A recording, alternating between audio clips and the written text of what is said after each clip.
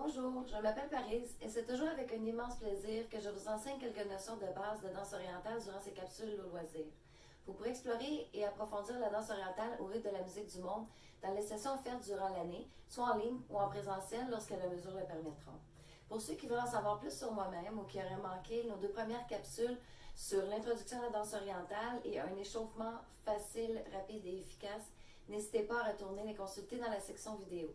Je vous invite à me suivre tous les vendredis. Mon objectif est toujours de faire découvrir cette danse mystérieuse. Mais maintenant que vous connaissez la position de base et que vous savez vous réchauffer adéquatement, dans cette troisième capsule, je vous propose d'entrer un peu plus dans le vif du sujet. N'oubliez pas durant l'exercice votre position de base corporelle, d'essayer le plus possible de dissocier votre cage thoracique de votre bassin et surtout n'oubliez pas de respirer. Commençons aujourd'hui avec certaines notions sur le haut du corps. Afin d'être en mesure de bien effectuer les différentes techniques de bras en danse orientale, il est primordial d'apprendre la position de base des bras et d'être en mesure de la maintenir. Par la suite, vous verrez que les mouvements sont beaucoup plus faciles à exécuter.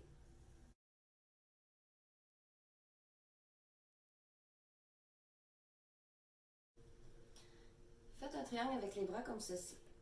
Ensuite, on ouvre les bras et on essaie de garder la ligne de la poitrine comme ceci. N'abaissez pas les coudes. C'est l'erreur souvent que l'on fait en danse orientale.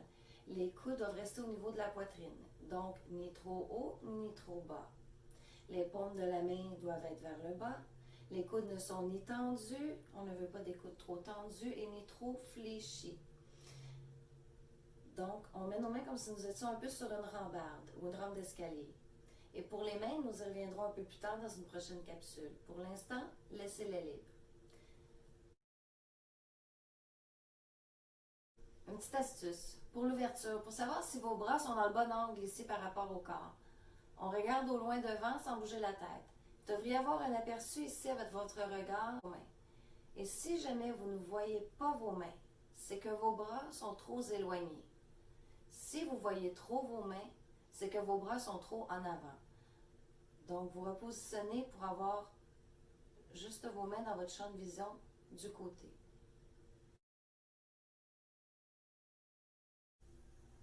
Essayons de prendre et de maintenir la position de base.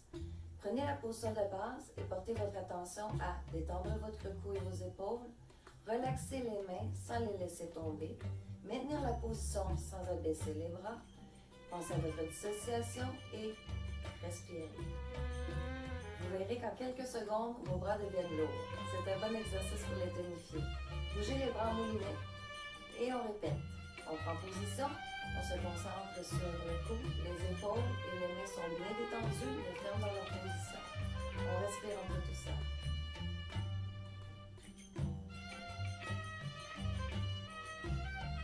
Moulinez une troisième fois. On maintient. Et voilà, dégourdissez un peu vos bras dans le prochain exercice. Voyons maintenant ce qu'on appelle communément les bras de serpent ou les ondulations de bras en danse orientale. Je vous montre un exemple de ce qui est souvent vu pour les bras de serpent. On voit ici un grand mouvement des coudes, des poignets, on va jusqu'à la taille, c'est souvent ce qu'on retrouve. Mais en fait, le vrai mouvement, pour être authentique, devrait plutôt avoir l'air de ceci, pour avoir la bonne technique. Donc, un roulement des épaules et les bras ne descendent pas vraiment plus bas que la cage thoracique. Donc, le plus possible, ce qu'on recherche, ce sont des bras fluides et élégants. Une des façons que je préfère pour cet apprentissage, c'est le roulement des épaules. Donc, nous allons rouler les épaules avec les bras le long du corps, les unes après les autres, sans vous arrêter, en alternance. Nous allons remonter les bras doucement sans s'arrêter le mouvement continu alternatif des épaules en ouvrant les bras. Prenons la position de base, mais continuons d'alterner les épaules en rotation. Attention au coude ici. L'important est de prendre conscience que ce n'est pas le coude qui vient faire le mouvement. En fait, il reçoit l'énergie et non l'inverse. Donc, on ne bloque pas le coude, mais il ne fait pas de mouvement comme tel non plus. D'accord?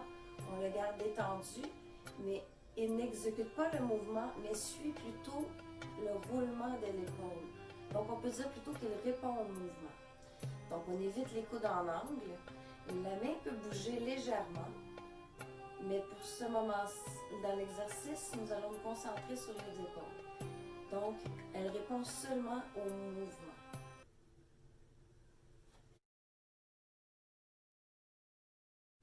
Un petit astuce. Laissez passer le courant dans le coude pour le faire ressortir par le poignet. Essayez de ressentir l'énergie dans le mouvement. Et n'abaissez pas les coudes plus bas que la cage thoracique, d'accord? On reste en haut et on essaie de ressentir l'énergie circuler dans le coude et au travers du poignet. Nous allons voir maintenant les accents d'épaule ou encore le shimmy d'épaule. Shimmy veut dire remuement, un mouvement avant-arrière des épaules en alternance. Il peut se faire à vitesse et à intensité différentes. Tout se passe au niveau des omoplates et des épaules et non de la poitrine. Donc, n'oubliez pas votre posture de base et si vous n'êtes pas certaine, allez consulter notre première capsule. Donc, les bras dans la position de base, on garde les épaules bien détendues et basses. Le mouvement se fait en alternance. N'essayez pas de secouer votre poitrine, ok? On se concentre sur les épaules. On va commencer par pousser l'omoplate droite ou l'épaule droite. Et ensuite, on va revenir en position initiale ou au centre pour reculer vers l'arrière, ce qui va faire avancer notre épaule gauche par défaut. Donc, on reste bien aligné à l'horizontale avec la poitrine et nous ne descendons pas et ne levons pas nos épaules comme ceci. On reste les épaules bien détendues et on y va en alternance par épaule. Et on augmente la cadence quand nous avons la bonne technique. Les mains restent immobiles dans l'espace. Elles ne suivent pas le mouvement comme ceci, d'accord? On reste appuyé sur la rampe d'escalier. Attention ici, petit défi. Le bassin ne bouge pas. C'est un bon exercice d'isolation.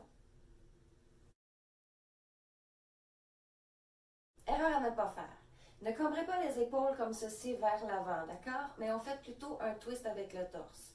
Et ne relâchez pas votre poitrine. On garde le diaphragme bien élevé et on contracte les pectoraux. Et on ne détend nos épaules, on ne n'étire pas nos épaules vers le haut. On reste bien détendu.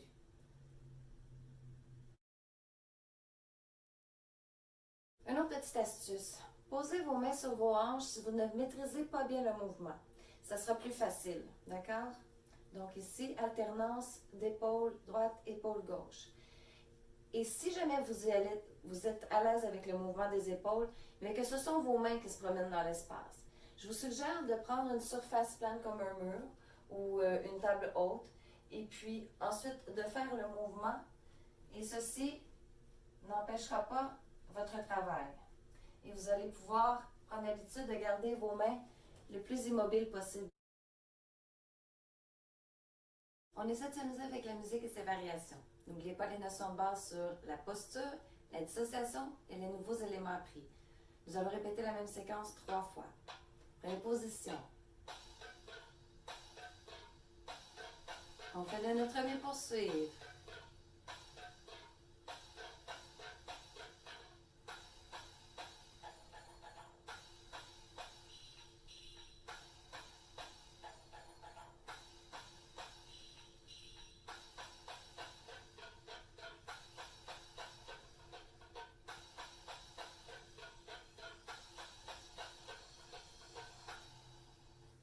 Deuxième séquence, on prend en considération les variations.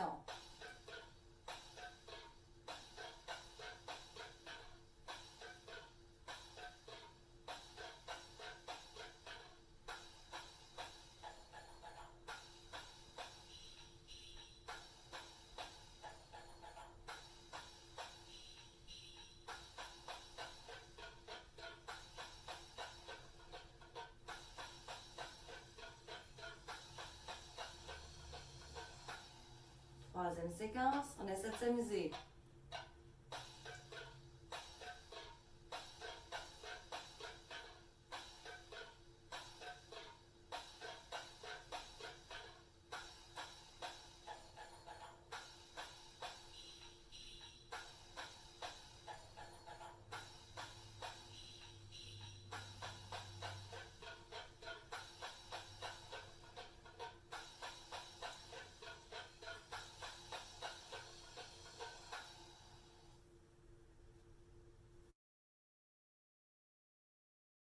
N'oubliez pas que la clé du succès réside dans la répétition. Alors qu'est-ce qu'on fait? On répète à la maison.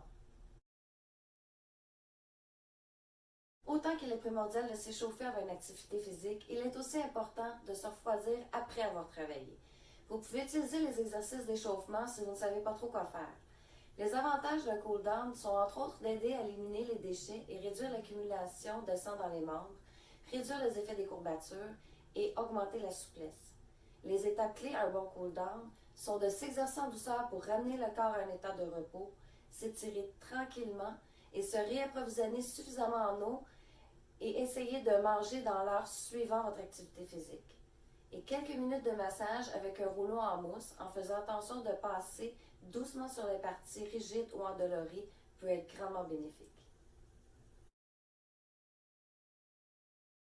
Ceci conclut notre troisième capsule sur la danse orientale.